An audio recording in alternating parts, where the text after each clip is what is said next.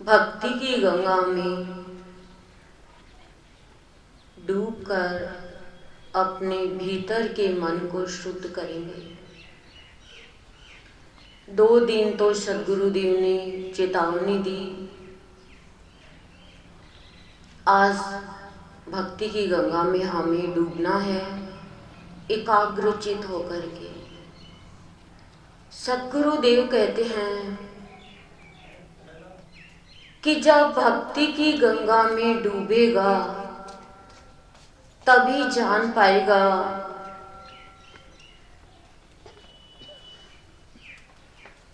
कि मनुष्य जीवन अनमोल जीवन है। मनुष्य जीवन की कीमत भक्ति से ही होती है, कर्मकांड की भक्ति से नहीं होती है। बाहरी भक्ति से कोई कीमत नहीं होती है, क्योंकि बाहरी भक्ति बाहर ही रह जाती है, हमारे अंदर में परिवर्तन नहीं लेकर आती है। 2 दिन चेतावनी इसीलिए दी कि परिवर्तन आ जाए। जब कोई बीमार होता है तो उससे दवाई दी जाती है, एकदम ठीक हो जाता है तो उसके खाना भी दिया जाता है और जो वो चाहे वो खा सकता है।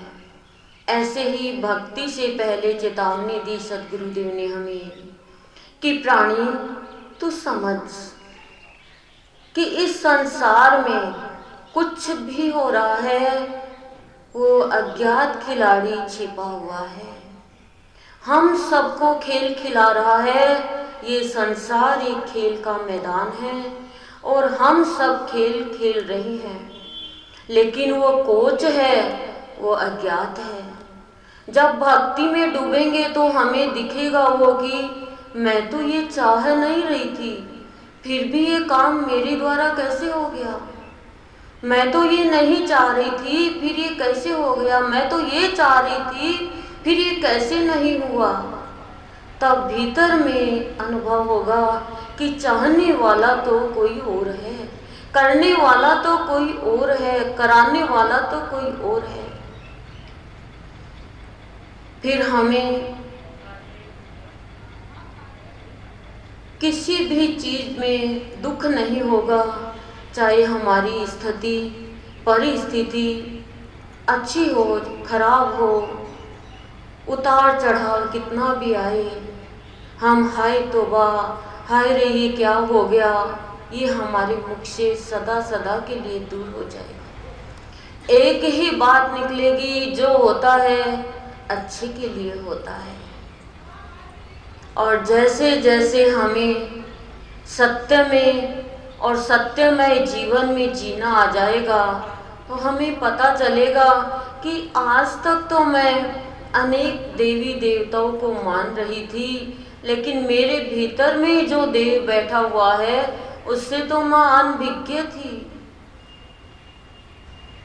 हमारे भीतर में ही वो भगवान है, हमारे भीतर में ही वो चारों धाम है, पर हम बिना भक्ति के देख नहीं पाते हैं। हम लोगों के पास में जाते हैं कि हमारे ये परेशानी आ गई, हमारे घर में बच्चा नहीं है, वंश कैसे चलेगा, कौन से देवता की पूजा करें, कौन से तीर्थों में जाके नारियल बांधें, हम पैदल यात्रा करें क्या, हम इतने व्रत करें क्या। कुछ भी नहीं करना है हमें। हम लोगों को देखते हैं वो इतने भगवान के मंदिर में जाके नारियल बांध के आ जाते हैं कि भगवान नारियल से हमसे खुश हो जाएगा। तब हमें भाव मिलेगा कि तुम अपने पति का भी प्रसाद बोलती हो क्या कि मैं आज आपके और 21 रुपए का प्रसाद लगाऊंगी। भगवान के हम लगाते हैं, खिलाते नहीं है। आप है ना मेरे लिए ये काम कर दो, मुझे पीहर जाना है वहां पे भेज दो, आज फोन करा दो। उन्हें तो अधिकार भरे शब्दों में हम कहते हैं। बच्चे हमारे कहते हैं क्या कि मम्मी मेरी शादी करवा दो और मैं आपकी सवामणी करूंगा। फिर भगवान को हमने इतना नीचा क्यों मान लिया कि भगवान रिश्वत लेगा क्या। और भगवान ने हमारा वो काम नहीं किया तो 21 रुपए तो दूर की बात है, हम 2 रुपए की भी मिठाई भगवान को नहीं खिलाएंगे। हम यही मानते हैं भगवान को। और जैसे ही गुरुदेव कह रहे हैं कि ये जान जाओगे कि करने वाला वो अज्ञात है, वैसे ही हमारे मन में विश्वास आ जाएगा कि मेरे अंदर में जो मेरा सत्य देव बैठा हुआ है, मैं उसी से ही मेरा नाता जोड़ूंगी। फिर वो कभी भी किसी को दुर्वचन नहीं कहेगा, गलत शब्द नहीं कहेगा। हमारे गुरुदेव के पास में, बाबा के पास में बहुत लोग आते हैं अपनी स्वार्थ के लिए। क्या स्वार्थ था उनका? संसार का काम हो जाए बस। कोई भी ऐसा नहीं आया कि गुरुदेव को ये कहे, बाबा को ये कहे कि प्रभु मेरे भीतर का सोया हुआ जगा दो, प्रभु मेरे भीतर का सोया हुआ प्यार जगा दो, प्रभु मुझे सत्य से साक्षात्कार करा दो, प्रभु मुझे अपने चरणों का दर्शन करा दो, प्रभु मैं तेरी शरण में आया हूँ। ना भक्ति मांगी, ना शक्ति मांगी, ना ज्ञान मांगा, ना विवेक मांगा। हमने क्या मांगा? अन्न दे, धन दे, दीदा दे, गोडा दे, काया दे, माया दे, पीर शास्त्र को सुख दे। भगवान हंसता है कि देख क्या मांग लिया, मैं अमृत पिलाना चाह रहा हूँ और ये साधारण पानी पी रहे हैं जो हमें मिलने वाला नहीं है कभी। हमारी फूल सा जीवन, जिंदगी जो हमें मिली है, बचपन फूल सा हमारा खत्म हो गया, फूल सी हमारी जवानी जाती जा रही है, फिर भी हम उसी शरीर में लगे रहते हैं। हमारे जीवन में राहत की राह नहीं है अभी, क्योंकि हमें राहत चाहिए नहीं। लोग कहेंगे हमें राहत चाहिए। एक बार एक संत आते हैं एक नगर में सत्संग के लिए, तो एक नव युवक आता है, नौजवान लड़का, और कहते हैं कि आपको सत्संग करते हुए इतना समय हो गया, 7-8 दिन हो गए, और हमारे गांव के लोग शांत हो जाएंगे, सत्य को प्राप्त कर लेंगे, साक्षी भाव में आ जाएंगे, तो हमारे नगर में शांति ही शांति हो जाएगी। आप इतना ये प्रवचन करते हो तो हमारे गांव के लोग तो बहुत अच्छे हो जाएंगे। वो संत ने कहा कि शांति चाहिए किसको है? कहा ऐसी तो बात नहीं है, शांति नहीं चाहिए क्या? संत ने कहा चलो परीक्षा कर लेते हैं किसे शांति चाहिए। उस नौजवान लड़के को बोलते हैं कि जब तू नगर में और डोर टू डोर जाकर के पता कर किसको शांति चाहिए।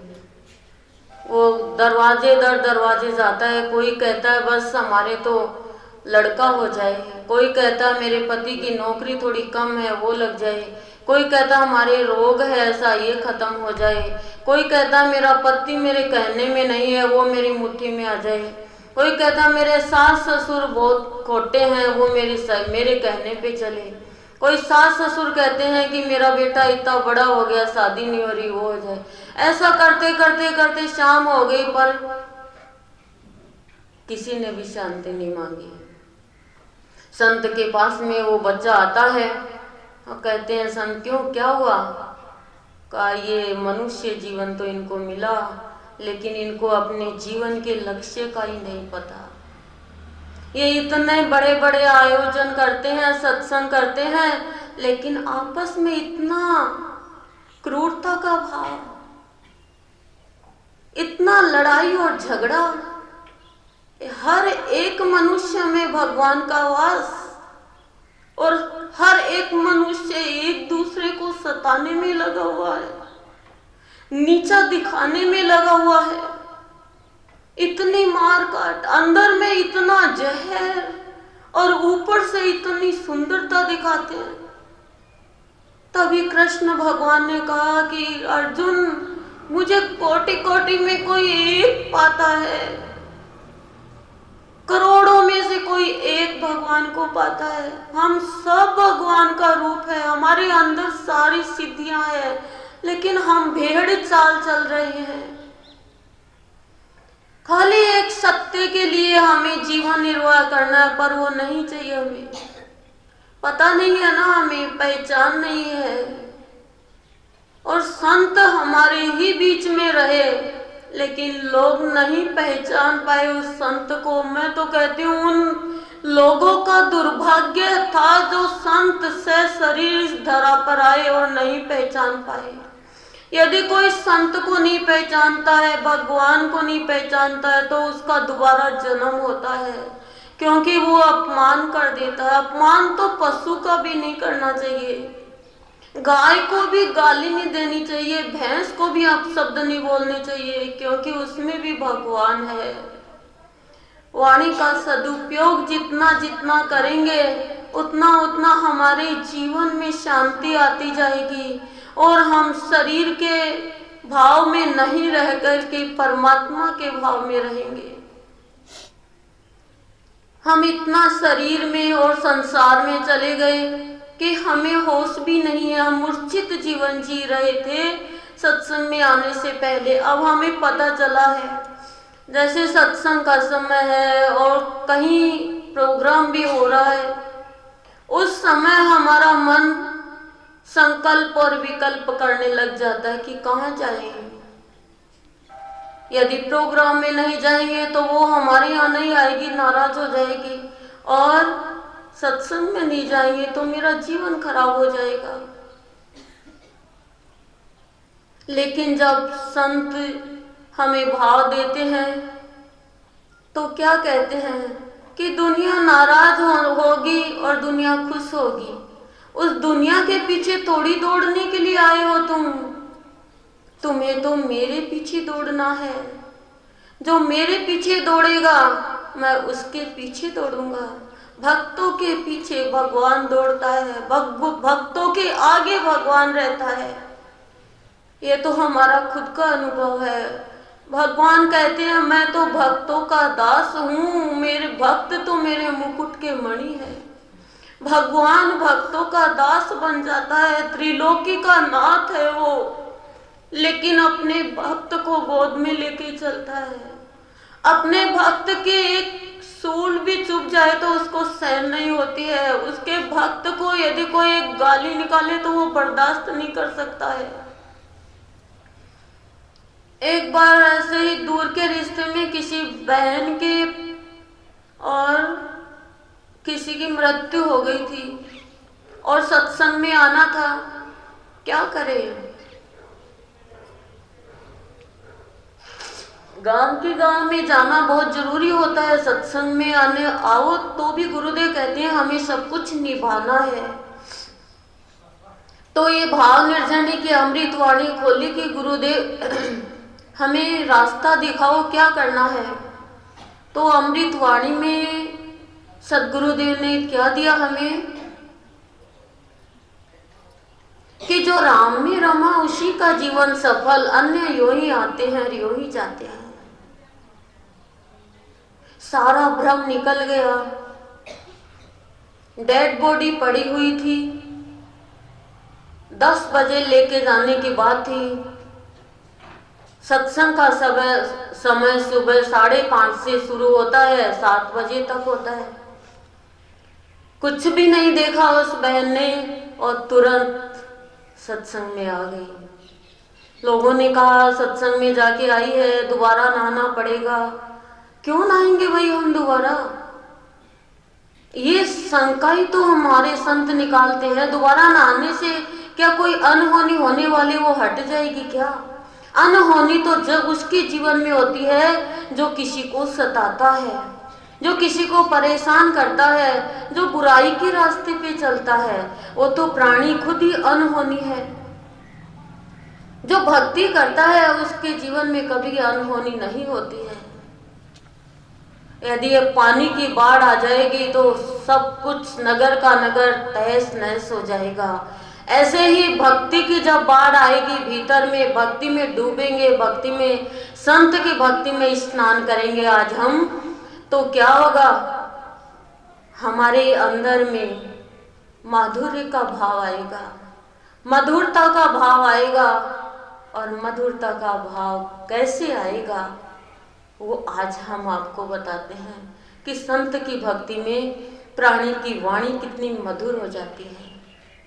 जैसे कृष्ण की वाणी मधुर हो गई थी, उसकी हर चीज कहते हैं मधुरम मधुरम, उसी तरह से प्राणी की हर चीज मधुरम मधुरम हो जाती है। उसका हर कार्य मधुर हो जाता है, वाणी मधुर हो जाती है, दृष्टि मधुर हो जाती है, मीठापन आ जाता है उसमें। तो संत की भक्ति बहुत ऊंची भक्ति है, और जो संत की भक्ति करता है उसका भी भाव ऊंचा हो जाता है।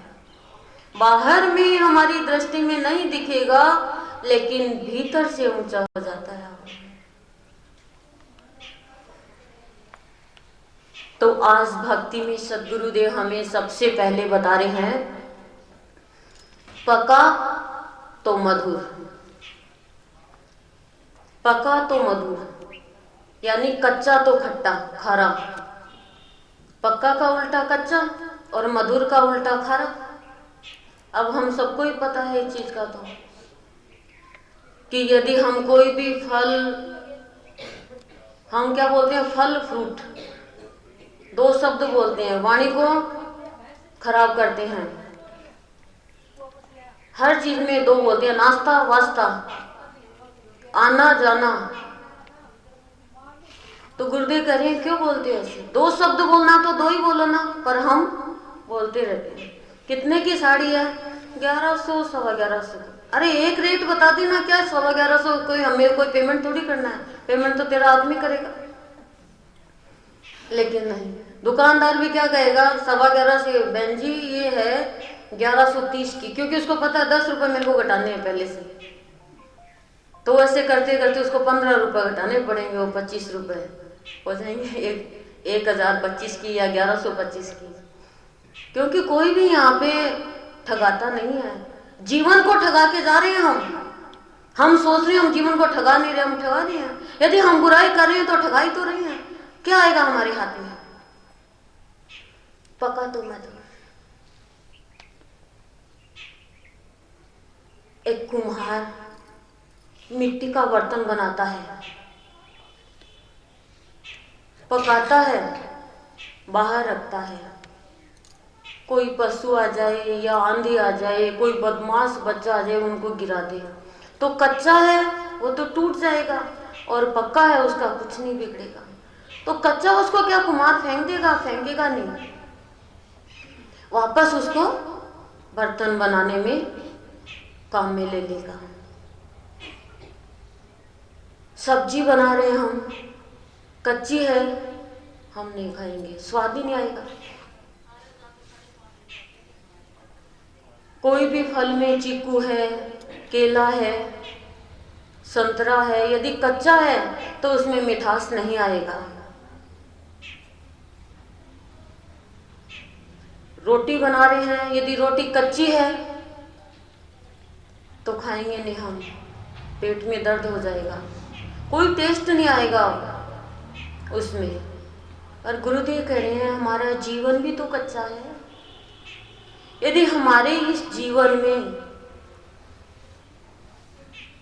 भाव भक्ति नहीं होगी तो हम कच्चे ही रह जाएंगे। कच्चे जीवन की क्या पहचान होती है और पक्के जीवन की क्या पहचान होती है? कच्चा जीवन हमारा है तो हमें बाहर की स्थिति परिस्थिति, प्रतिकूल अनुकूल, दुख सुख, नकारात्मक सकारात्मक और भलाई बुराई, प्रशंसा निंदा, बाहर के जितने भी निमित्त है वो हमें अशांत कर देंगे, हमें दुखी कर देंगे, हमें चिंतित कर देंगे। क्या करें? प्रभु सत्संग करे कि ना करे? सत्संग ही तो करें प्रभु। दुनिया के इतने ताने, दुनिया ऐसे सताती है सत्संग में भक्ति करने वाले को। तो प्रभु कहते हैं कि प्रहलाद ने कौन सा गुनाह किया था? भक्ति तो की थी। कितना उसके जन्म देने वाले पिता ने उसको सताया, वो कितना निर्दयी हो गया। उसकी खुद की बुआ जी बैठ जाती है और जला रही है उसको। तो भगवान क्या कहते हैं कि एक तरफ थपेड़े पड़ते हैं दुनिया के और दूसरी तरफ मैं बचा लेता हूं मेरे बच्चे को। नहीं, दुनिया जानेगी कैसे कि इसने इतनी प्रतिकूल स्थिति में भक्ति की। तो भक्ति करना आसान काम नहीं है। भक्ति इतनी सस्ती नहीं है, सस्ती का जमाना नहीं है भक्ति का, हर किसी को नहीं जसती है। अपमान होना करते हैं लोग, सहना पड़ता है। लोग झूठा झूठा कलंक लगाते हैं और अलग अलग तरह की बातें बोलेंगे भक्ति में, सब कुछ सहन करना पड़ेगा। यदि हम कच्चे हैं तो आपस में लड़ाई करने लग जाएंगे और पक्के हैं तो ऐसे होगा कुछ भी नहीं है। तो जैसे एक दुकान पे कच्चा फल भी है और पक्का भी है, और दुकानदार क्या करता है, पक्के के साथ में एक कच्चा डाल देता है। हम देखते हैं, हाँ कच्चा है भाई ले ले वापस। तो ऐसे यदि हमें कोई कुछ गलत दे रहा है, हमें लेना ही नहीं है, प्रभु मुझे नहीं लेना, और ले भी लिया, प्रभु मुझे लेना आता है, कोई गलत बोलता है तो क्या करूं? तो कहते मेरे चरणों में चढ़ा दे, मैं समर्थ हूं, तू अभी असमर्थ है, तू सहन नहीं कर सकेगी। तो संत की भक्ति करो, भगवान की भक्ति करो। हमारे गुरुदेव ये नहीं कहते कि मेरी ही भक्ति करो। एक इष्ट मानो, चाहे हनुमान जी हो, चाहे रानी सती हो, चाहे श्याम बाबा हो, चाहे आपका कोई और इष्ट हो। लेकिन मैंने तो यही देखा है कि भाव योगी संत हमारे गुरुदेव यदि इष्ट बन जाए तो वो हनुमान जी की शक्ति, वो कृष्ण का आकर्षण और वो राम की मर्यादा हमारे जीवन में आती है।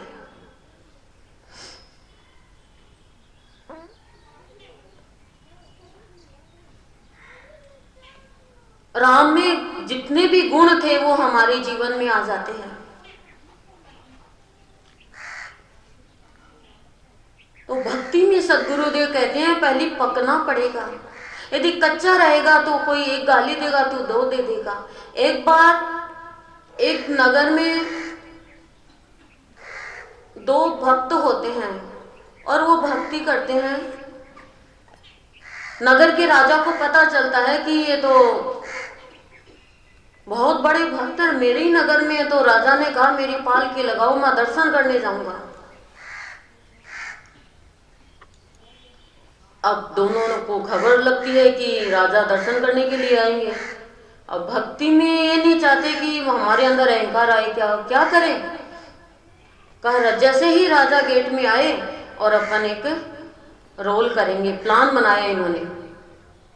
तो जैसे ही राजा गेट में घुसता है वैसे ही एक रोटी पड़ी होती है थाली में, और वो कहता है ये मैं खाऊंगा, वो कहता है ये मैं खाऊंगा, और दोनों इतनी लड़ाई करते हैं, गुत्थम गुत्थी। राजा दो कदम चलते हैं, फिर ये भक्त है लड़ाई कर रहे, ये कोई भक्त हो? भक्त तो प्यार बांटते हैं, भक्त तो समानता का भाव रखते हैं। अब हम तो भक्त खाली बाहर की वेशभूषा से देखते हैं। राजा वापस चला गया, दोनों शांत हो गए। अहंकार आ जाता है और अहंकार के कारण व्यक्ति नीचे गिर जाता है। मनुष्य के पतन का कारण ही अहंकार है। सदगुरुदेव कहते हैं अहंकार व्यक्ति को तो मैं मेरे पास ही नहीं फटकने देता हूं, क्योंकि अहंकारी व्यक्ति लेगा क्या, प्राप्त नहीं कर सकेगा कुछ, वो तो बुराई ही बुराई देखेगा सब में। तो गुरुदेव कह रहे हैं भक्ति में ये पकना है। आपके कष्ट आ रहे हैं, आपकी परेशानी आ रही है, आपकी कोई चिंता आ रही है, वो आपको कुछ भी नहीं कहेगी।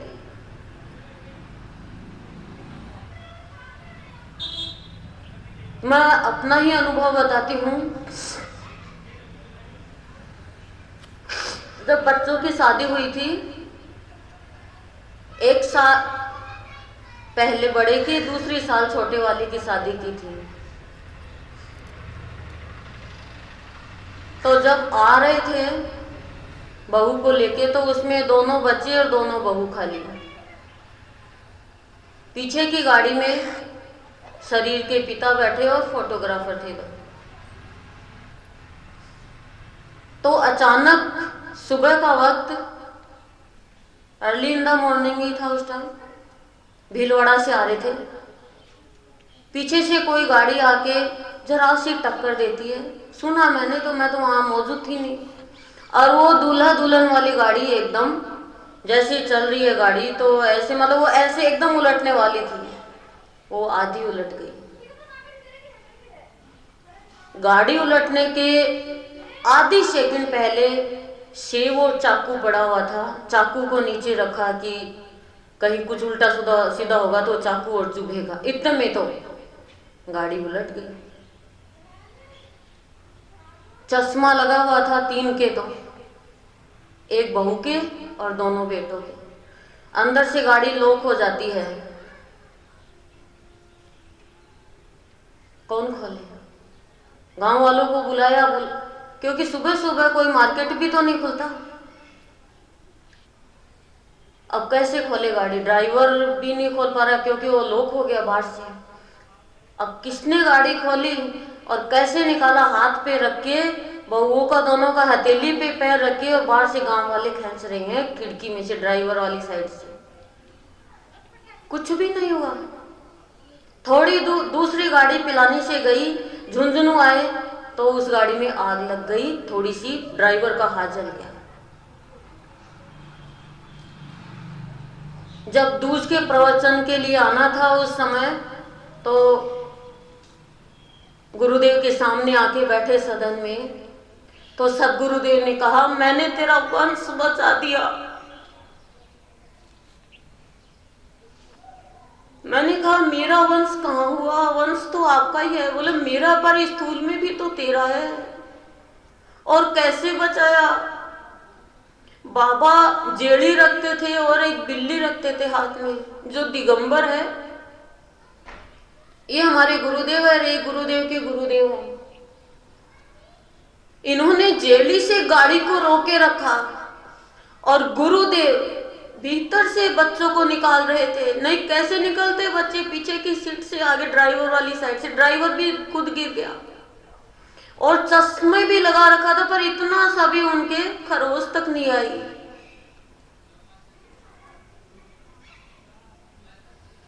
सबने कहा, तेरे गुरुदेव में तो बहुत बड़ी शक्ति है।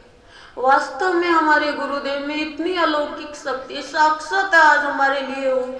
हम जब भी चाहे साक्षात आके खड़े हो जाते हैं, कहते हैं, बोल तुझे क्या चाहिए। जब भी कोई परेशानी आती है तो तुरंत सिर पे हाथ रखते हैं कि चिंता मत कर, ये दुनिया सिर्फ दुनिया है, मैं तेरा हूं, मेरी दुनिया तू है। भक्त की दुनिया भगवान और भगवान की दुनिया भक्त होती है। तो कष्ट आते हैं, परेशानी आती है, बहुत दुनिया सताती है, परिवार वाले भी पीछे पड़ जाते हैं, लेकिन भगवान की भक्ति, संत की भक्ति जब एक इष्ट की करते हैं तो बाल भी बांका नहीं हो सकता उसका। और तभी उसके अंदर इतना परिवर्तन आता है। उस भक्त को देखो आप, सब कुछ सहन करता है वो, कोई भी कुछ उसको कहे, लेकिन वो कभी भी, भक्त कभी भी किसी से बदला नहीं लेता है। उसको पता रहता है कि ये गलत है, गलत हो रहा है, लेकिन कभी भी भक्त बदला नहीं लेगा। कभी भी भक्त किसी को सताएगा नहीं, कभी भी भक्त किसी की निंदा नहीं करेगा। हम भक्ति करते हैं, हमारे अंदर तो जरा सा कोई दुख भी दे देता है, हम दुखी हो जाते हैं, लेकिन ये भक्त की पहचान नहीं होती है। भक्त का कोई वक्त नहीं होता। जब भी भूख लगती है वो भगवान के सामने बैठता है कि मुझे भूख लग रही है प्रभु, तेरे प्यार की, तेरे भाव की।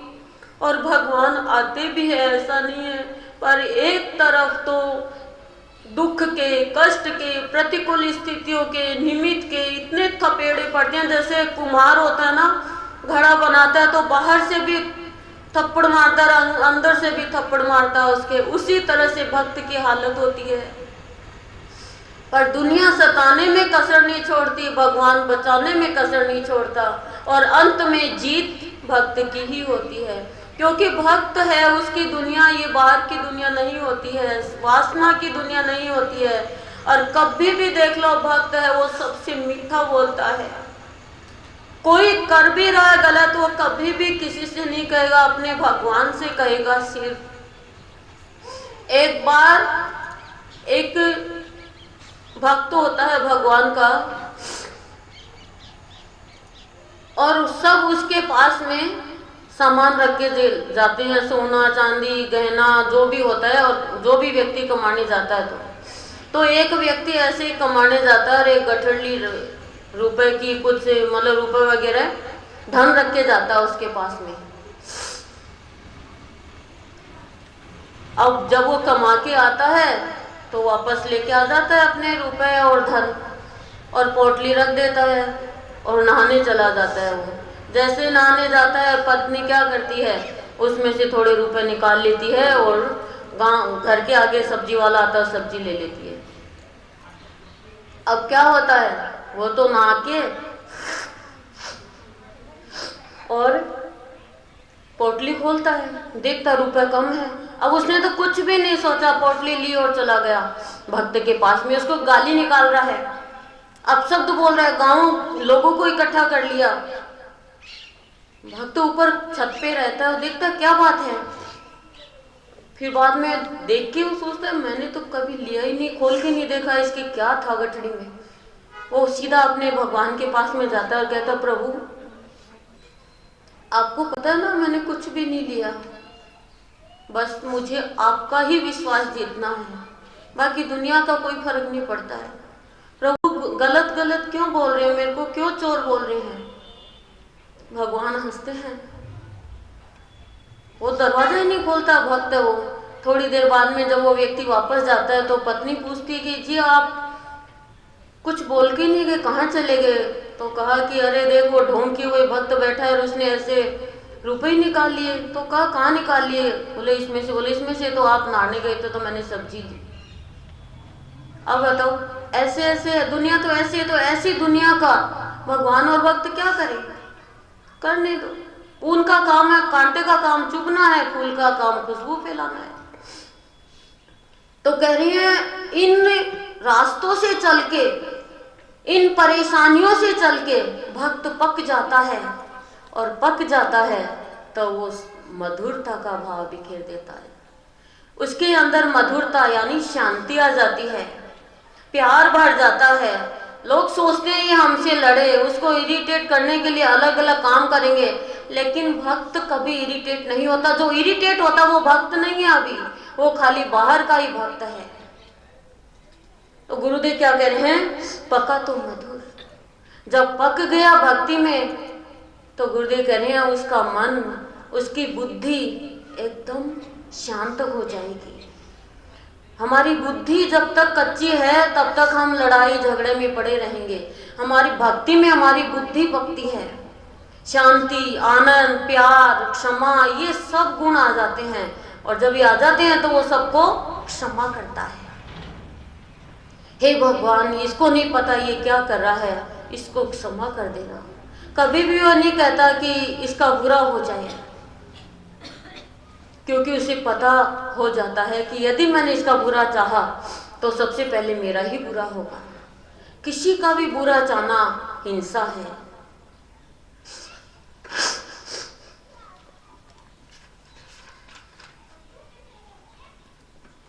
आगे कह रहे हैं मधुवन की वीणा सखा ने भी सुनी और सखी ने भी, सखी सखी न रही, सखा सखा न रहा, वीण में ली। सतगुरुदेव अमृतवाणी में हमें कह रहे हैं मधुवन की वीणा। द्वापर में जब कृष्ण भगवान आए थे तो मधुवन में उन्होंने वीणा बजाई थी, और गोप और गोपियां अपने शरीर का भाव भूल गए और कृष्ण के साथ में बेसुध होकर नाच रहे हैं। उनको कोई होश नहीं है।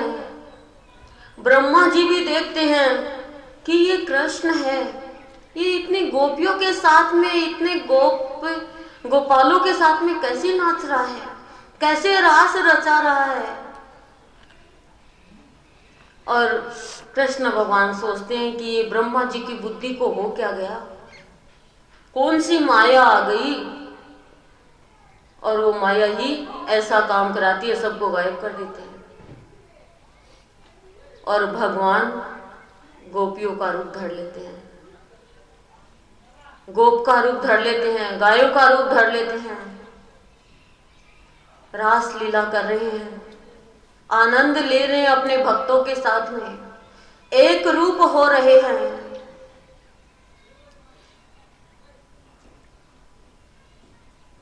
क्योंकि गोपियों ने पहचान लिया था। वो कहती, कृष्ण तू ये बांसुरी बजाता है, ये हमारे दिल में दर्द पैदा करती है, कम से कम हमें सोने तो दिया कर। पर जैसे ही रात होती, वो यमुना के किनारे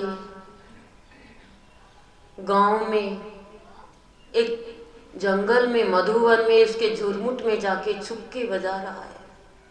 क्योंकि भगवान भक्त के बिना रह नहीं सकता। भगवान का काम क्या है इस धरती पे, संतों का काम क्या हो तो मुक्त है, पर वो भक्तों के लिए आता है।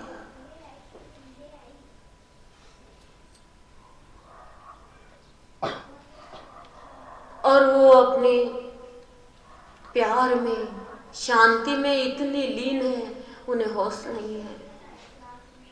वही सद्गुरुदेव कृष्ण रूप में आज इस कलयुग में हमारे लिए आए हैं और अमृत वाणी की वीणा बजा रहे हैं,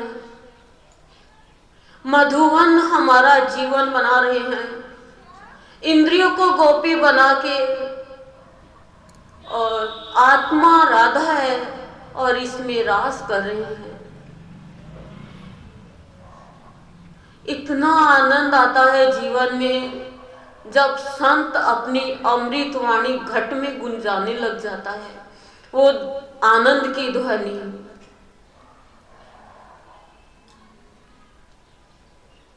हृदय खुल जाता है जब संत की भक्ति में हम डूब जाते हैं, तो रोम रोम पुलकित हो जाता है कि हम धोखा करते हैं, कि हमने इतना समय व्यर्थ क्यों गवा दिया। संत कहते हैं कि यदि इतना समय कर्म कांड में नहीं गंवाते तो मेरी भक्ति की कीमत कौन करता। यदि दुख नहीं आएगा तो हमें सुख का पता ही नहीं चलेगा।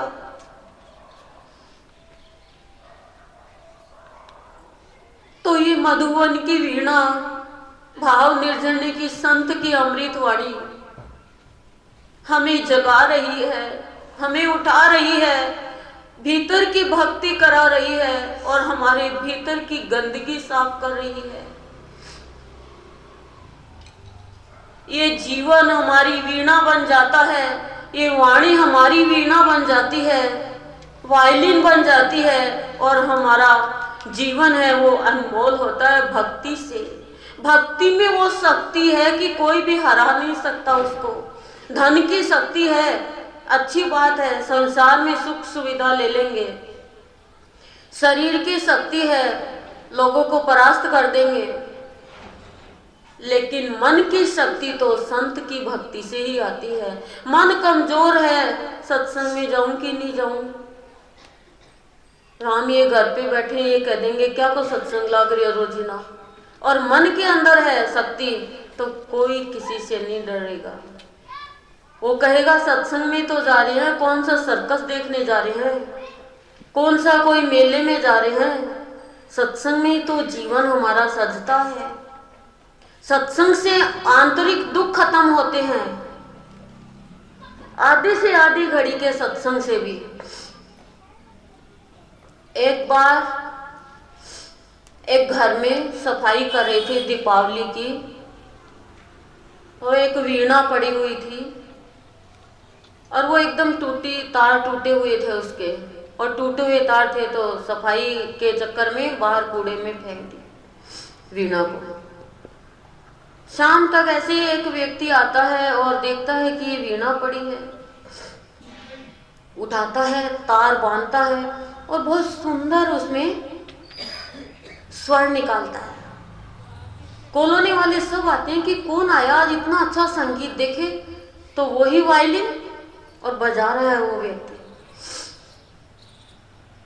तो कहा अरे ये तो टूटी हुई थी, बरसों से मिट्टी जमी हुई थी, हमने तो बहुत कोशिश करी है, सही नहीं हुई।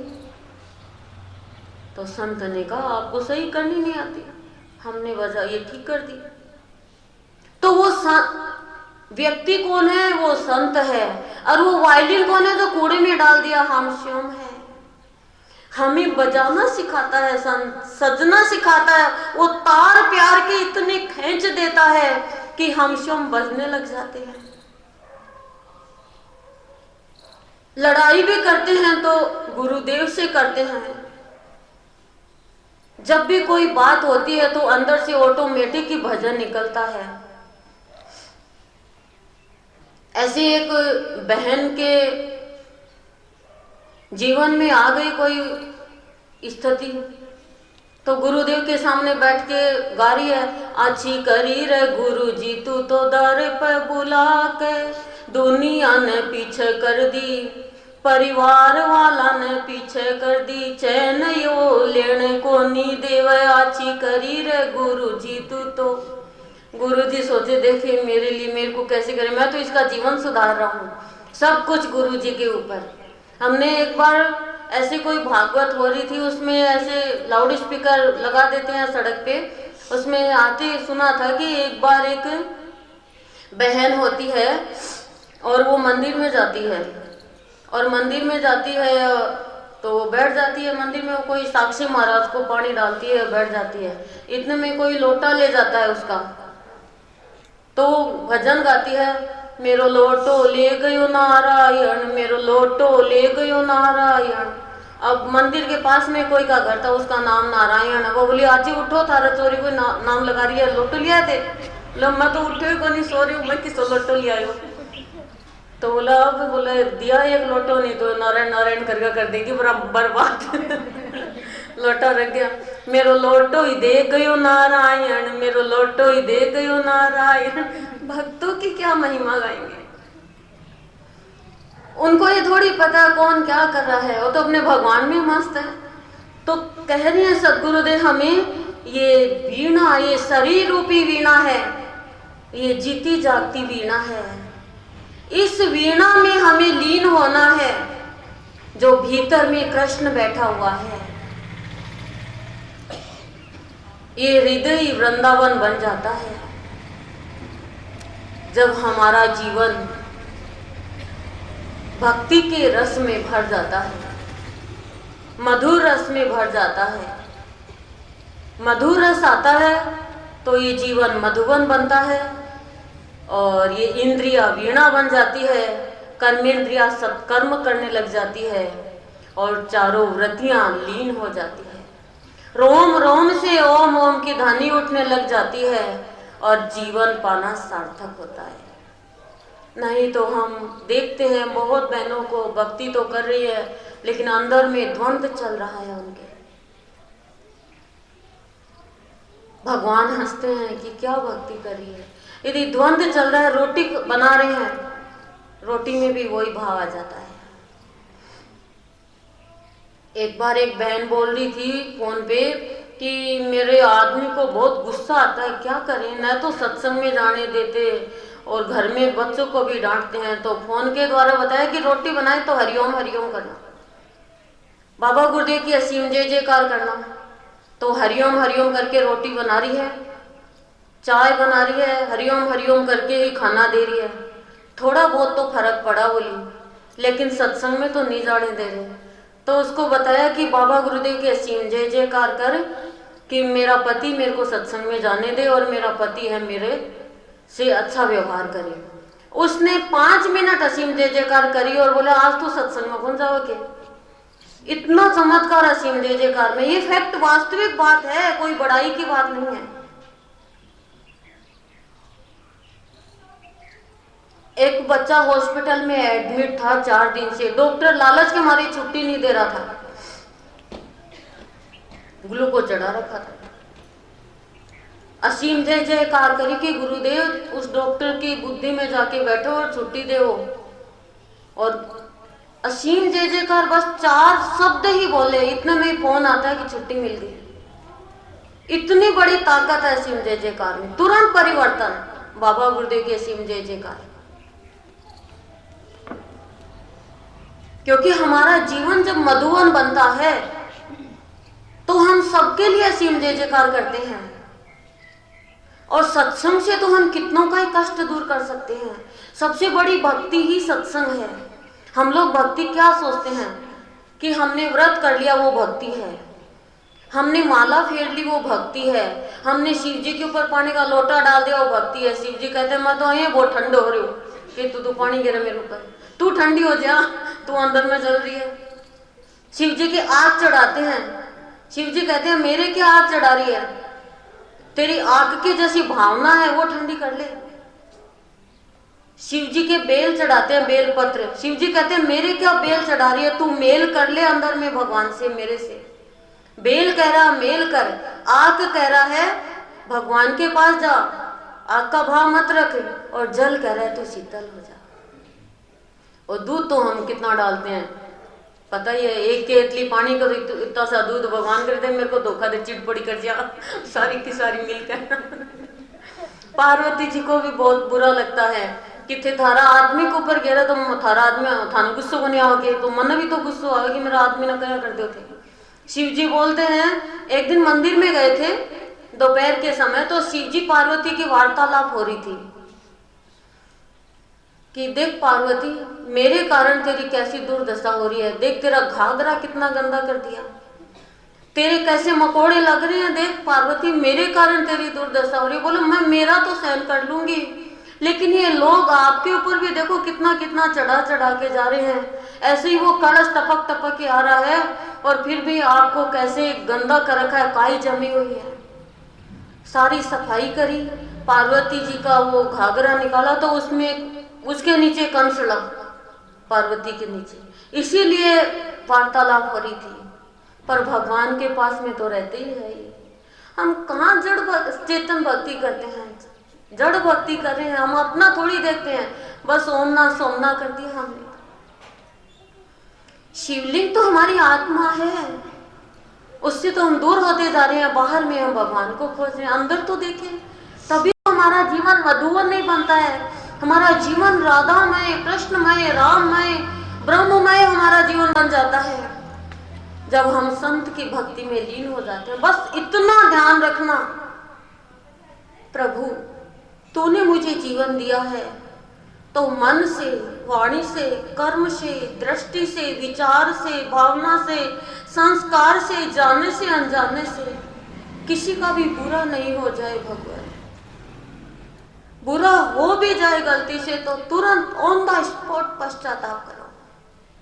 जैसे चाय गिर गई, दाग हो गया, तुरंत हम धो लेते हैं, साफ हो जाता है। पश्चाताप में बहुत बड़ी शक्ति होती है, मन से पश्चाताप किया जाए तो। और वैसे भी रात को सोते टाइम तो पश्चाताप करो, हे प्रभु न जाने मैंने किसका बुरा चाहा होगा, न जाने अनजाने में किसका दिल दुखाया होगा, मैं पश्चाताप कर रही हूँ और उन सब आत्माओं से माफी मांग रही हूँ मैं आत्मा, कि उन सबको शांति मिले, सुख मिले। मेरी तरफ से यदि कोई का मन अशांत हुआ तो उनको शांति मिले। पर हम क्या कहेंगे, मैं सबके लिए मांग ली हूँ, बस मार ली पड़ोसन में एक उनके लिए कौन मांग लू। हम कहते हैं किसी के लिए भी मत मांगो, उस पड़ोसन के लिए मांग ली, क्यों इसके कारण ही तू पाप कर रही है, गलत काम कर रही है। तब गुरुदेव कह रहे हैं सभी भवन्तु सुखी न का मंत्र करो, सब सुखी हो इस संसार में, सब में हम भी तो आ जाएंगे। तो गुरुदेव कह रहे हैं यही जीवन मधुवन बनना है और वीण में लीन होना है।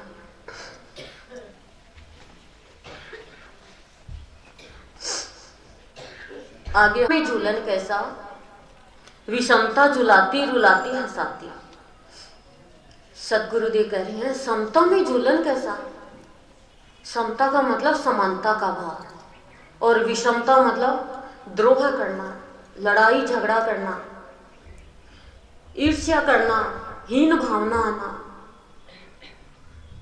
वो तो रुलाएगी मनुष्य को, झुलाएगी दुख में सुख में।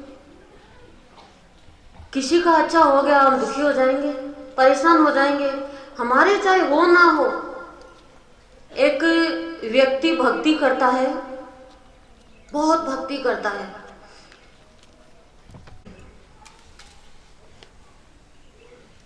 कि तू मान, तेरी भक्ति पूर्ण हो गई, तू जो भी मांगेगा ना उससे डबल तेरे पड़ोसी को मिलेगा। उसने कहा भगवान वो भक्ति इसलिए कर रहा हूं कि उसका खत्म हो जाए। भगवान ने कहा इसीलिए तो मैं तेरे को पहले ये बोल रहा हूं कि तेरे से पाप नहीं हो।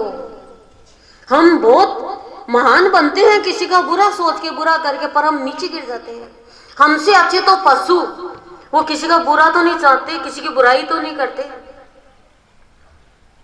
गुरुदेव कहते हैं और भी संत कहते हैं, लोग भी कहते हैं कि एक मनुष्य योनि ऐसी है जो वो भगवान से भी ऊपर बन सकता है, जा सकता है, और एक मनुष्य योनि ऐसी है जो पशु से भी नीचे गिर सकता है। तो पशु से नीचे क्यों गिरे हम? विषमता में। समता कब आती है? जब संत की भक्ति करते करते शांति आ जाती है हमारे जीवन में, सहजता का भाव आ जाता है। कोई कुछ भी कर रहा है, हमारे अंदर में उसके प्रति जरा सा भी गलत भाव नहीं आए, वो समता का भाव होता है, सहज भाव होता है। और विषमता में प्राणी झूलता रहता है। दुर्योधन के अंदर इतनी विषमता, इतना ईर्ष्या का भाव कि दुर्योधन जल ही रहा है, पूरी जीवन भर वो जलता रहा। कैसे पांडवों का नाश कर दूं, कैसे पांडवों को मार दूं, कैसे पांडवों को हरा दूं, और किया भी उसने। शैतान में भी बहुत बड़ी शक्ति होती है, लेकिन जीत शैतान की नहीं होती है। एक बार की बात है, हमारे गुरुदेव सहज शरीर थे उस समय की। एक बहन में द्रोह का भाव आ गया, बदला लेने का भाव,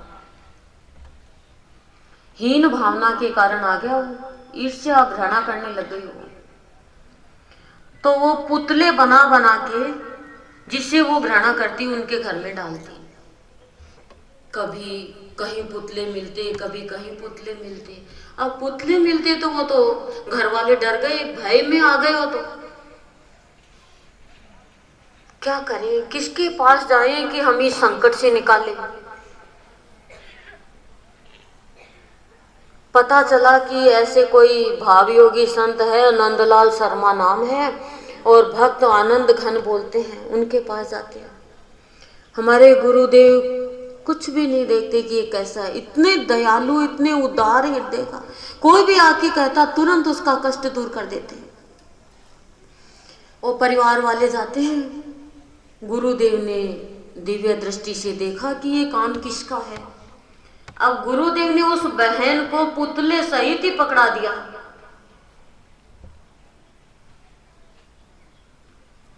अब उसकी तो हालत खराब हो गई।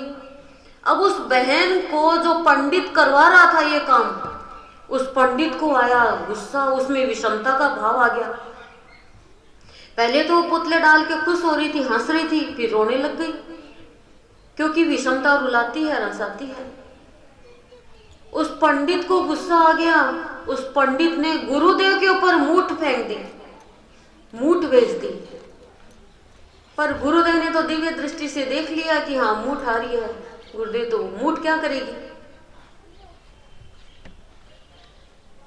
मूठ को वहीं पे रोक दिया। वो पंडित कुछ समय के बाद में गुरुदेव के चरणों में आके गिर गया। वो बहन भी आके गिर गई, रोने लग गई।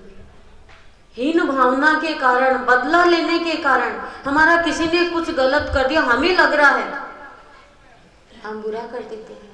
ये विषमता है। गांधारी और धृतराष्ट्र ने अपने कर्मों से ही अपने बच्चों का नाश कर दिया, महाभारत रचा दी।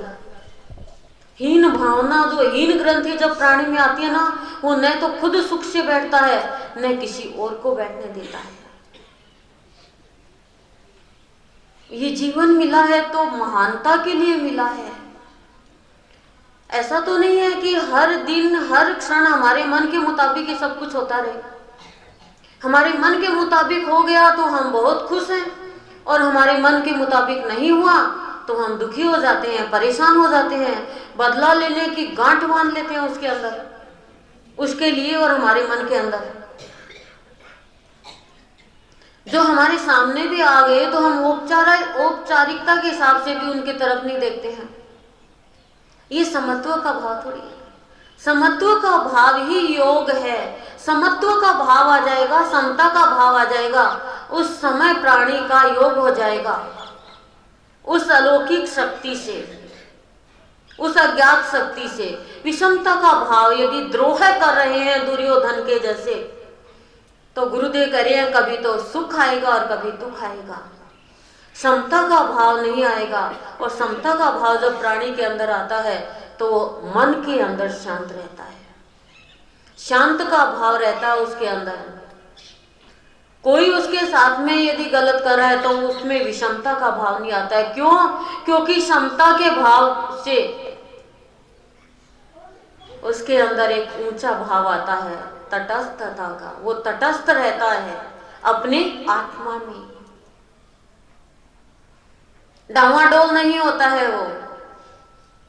वो साक्षी बन जाता है, दृष्टा बन जाता है। वो समता के भाव से सबको देखता है। और हम क्या कहेंगे, इसने मेरे साथ ऐसा किया, मौका मिलने दे इसको तो छठी का दूध याद दिला दूंगी। अब वो छठी का दूध पहले समझे नहीं क्या होता है छठी का दूध, अब पता चला छठी होती है जब बच्चा होता है तो वो छठी का दूध है। क्या दिला देंगे? या ये कहेंगे मर जाऊंगी लेकिन साथ में लेके जाऊंगी। ये बात बच्चों को कहेंगे कि इसने मेरे साथ ऐसा किया था, तुम देख लेना ध्यान से। समता का भाव नहीं है। यदि हमारे अंदर अपने बच्चों के लिए समता का भाव नहीं है तो और किसी के लिए भी मत रखो। समता के भाव का मतलब क्या है? जैसे कृष्ण भगवान को और नारद जी ने कहा आप हो तो भगवान लेकिन समता का भाव नहीं है। चाहे कुछ ही कहो, पांडवों को प्यार करते हो आप कौरवों को प्यार नहीं करते हो, चाहे कुछ भी कह दो। देखो मैं आपको सच्ची सच्ची बता रहा हूँ। तो बोले नारद जी आप देख लो कौरवों में पांडवों में अंतर क्या है। तो कहा ठीक है अभी परीक्षा ले लेते हैं। कौरवों को जाके कहा कि कल सूर्योदय होते ही और कृष्ण भगवान सुई में से हाथी निकालेंगे।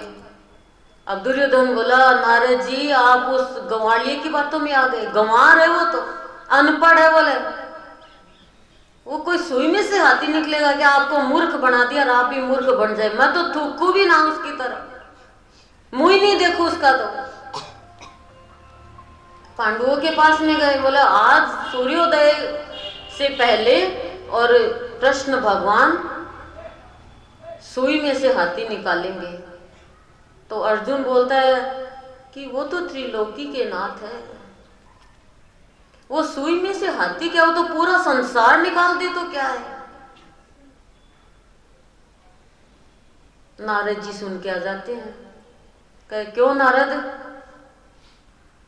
कहा सही बात है, मनुष्य की भावना भगवान से सब कुछ ले लेती है। मनुष्य की भावना खराब है तो भगवान दे भी देगा तो वो दुरुपयोग ही तो करेगा। रावण के पास कमी थी क्या शक्ति की? सोने में सुगंध कर देता, आकाश के सीढ़ी लगा देता। सोचो कितना गलत हो जाता। हम लोग सोना छुपा छुपा के लेके जाते, सुगंध आती छुपा ही नहीं सकते। चोर लुटेरे उसे कैसे छुपाते? वो सूंघ सूंघ के ले जाते। भगवान ने ऐसा काम ही नहीं होने देखिए। भगवान को पता कलयुग में चोर लुटेरे ऐसे होंगे। त्रेता द्वापर में तो इतने नहीं थे, वो तो भगवान के पीछे पड़े थे। कंस कभी कृष्ण भगवान को मारने के लिए 2 राक्षस को भेजता है, कभी एक राक्षसी को भेजता है, कभी 4 को भेजता है। वो भगवान को भेज रहा है के लिए भेज रहा है, पर भगवान का कोई मार सकता है क्या भगवान को? तो भगवान के भक्तों का भी बाल भी बांका नहीं होता है।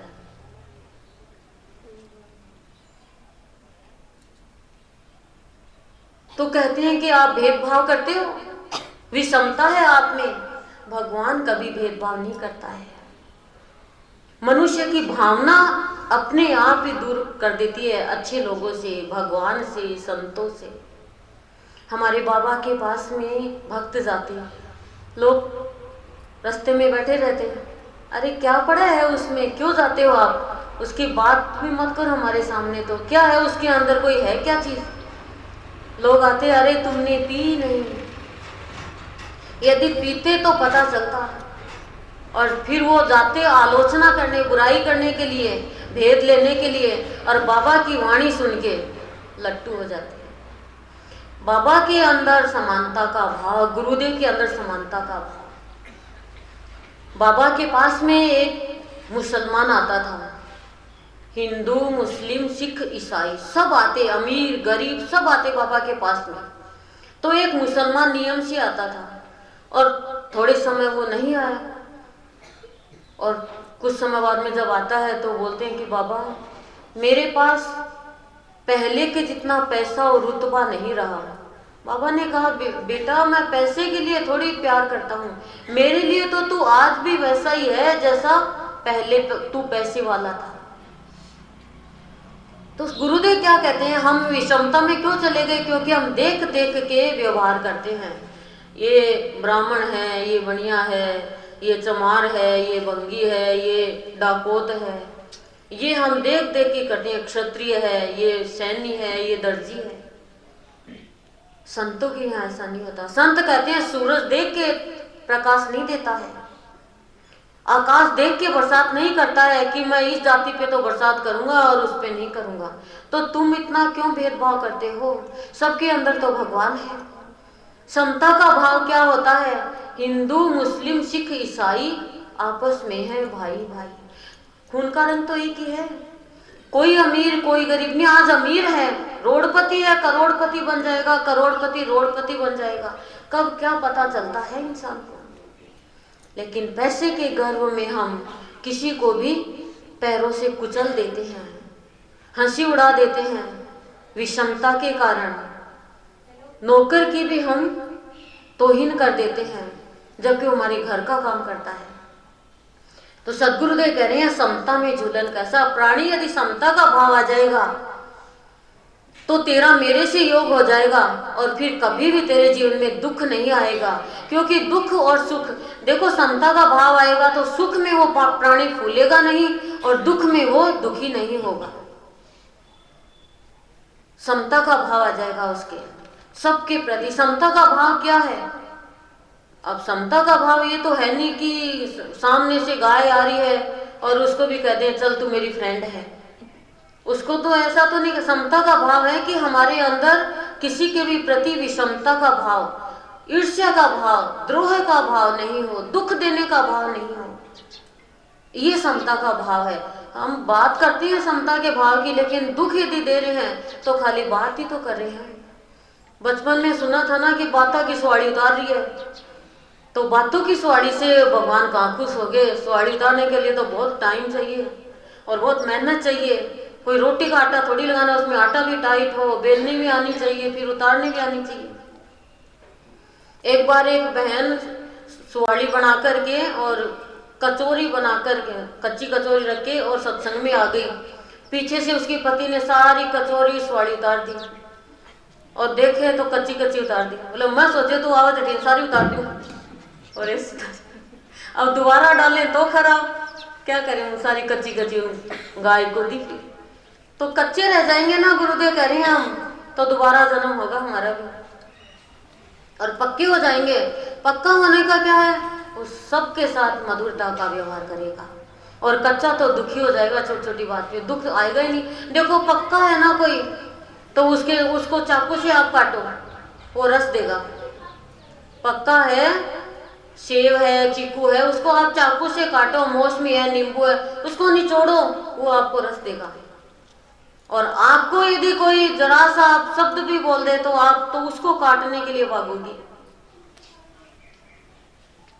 तो आप हम कच्चे हैं इसका मतलब। पक्के होंगे तो ठीक है, कोई ऐसे थोड़ी आला काट ले मेरे को काट ले, ऐसा थोड़ी है। काटना हमें भी आता है, दूर हट जा, बदला नहीं ले पाए, किसी से भी बदला नहीं ले। बदलना है हमें तो बदला लेने का भाव इंसान को नीचे गिरा देता है। तो गुरुदेव क्या कह रहे हैं? समता में झूलन कैसा। प्राणी जब समता का भाव आ जाएगा तो भगवान पांडवों के जैसे तुम्हारे साथ रहेंगे, उन्हें ध्रुव के जैसे साथ रहेंगे। ध्रुव ने ये तो नहीं नहीं कहा पिताजी आप कितना भेदभाव करते हो, आप सौतेली माँ के बेटे को तो, मेरे इस भाई को तो गोद में बैठा रहे हो और मेरे को नहीं बैठा रहे हो। यदि वो पिता उसको नहीं ठुकराता तो उसको भगवान कैसे मिलता। पर ध्रुव में कभी भी विषमता का भाव नहीं आया, आने के बाद में भी अहंकार नहीं आया उसमें कि आपने तो मेरे को ठुकरा दिया था, मैंने तो तपस्या करके भगवान की गोद पाई है। जब तक भगवान का साक्षात्कार नहीं होता है तब तक समता का भाव नहीं आता है।